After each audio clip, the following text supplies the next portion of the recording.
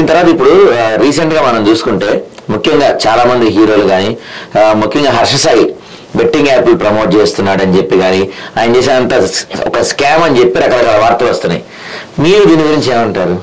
ఇప్పుడు ఎవరైనా ఒక వ్యక్తి చట్టబద్ధంగా ఏదైనా చేసుకోవచ్చండి, దానికి ఎవరు ఎటువంటి అబ్జెక్షన్ పెట్టరు.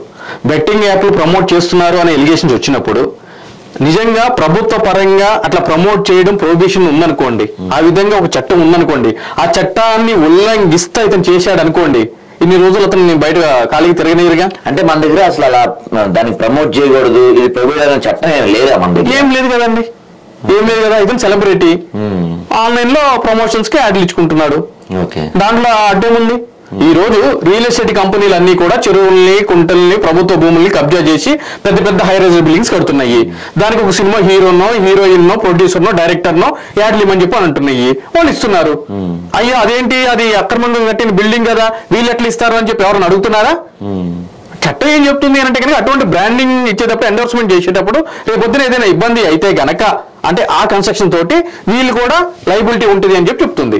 ఆ విధంగా అటువంటి ఆన్లైన్ బెట్టింగ్ ద్వారా ఈ హర్ష సాయి చేసే యాడ్స్ ఏవైతే ఉన్నాయో ఆ యాడ్స్ చూసి ఆ బెట్టింగ్ యాప్ లో ఎవరైనా మోసపోయి ఒకవేళ వాళ్ళకి అన్యాయం జరిగింది అని అనుకుంటే గనక అప్పుడు హర్ష సాయి సీన్లోకి వస్తాడు. ఓకే, కానీ ఇప్పుడు ఆయన అంటే మనం వీడియోలో చూస్తుంటాం, అక్కడికి వెళ్ళిపోయి మీకు ఇల్లు ఇచ్చేస్తున్నా అని చెప్తాడు, లేకపోతే ఇంత డబ్బు ఇచ్చేస్తున్నా అని చెప్తాడు.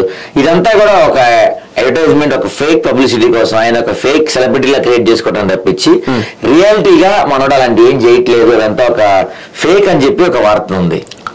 అట్లా అయితే కనుక అక్కడ తీసుకున్నట్టు వాళ్ళు చెప్తున్నారు కదా, అంటే వాటమెంట్ సైజ్ ఒకరికి డబ్బులు ఇస్తున్నట్టు ప్రొజెక్ట్ చేస్తున్నారు కదా, మీ మీడియాలో ఊరికే ఈ పార్టీకి బయటకు తీసుకొచ్చి ఇష్టలే వాళ్ళని, అటువంటిది ఎవరిని ఉంటే కానీ బయటకు తీసుకురండి, మనం కూడా చేద్దాం వాళ్ళతో ఇంటర్వ్యూ.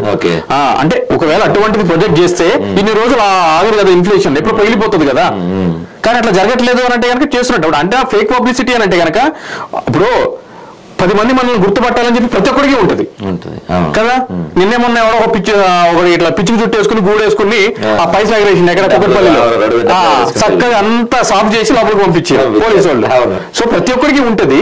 ఇక్కడ ఏం చేస్తారంటే ఏదో డబ్బులు పంచిపెట్టే కాన్సెప్ట్ ఎంచుకున్నాడు, ఆ విధంగా ముందుకు వెళ్తున్నాడు. సరే one way or the other ఒక 10 ఒక 4 5 బాగుపడుతున్నారు కదండి, బాగుపడి ఏమవుతుంది?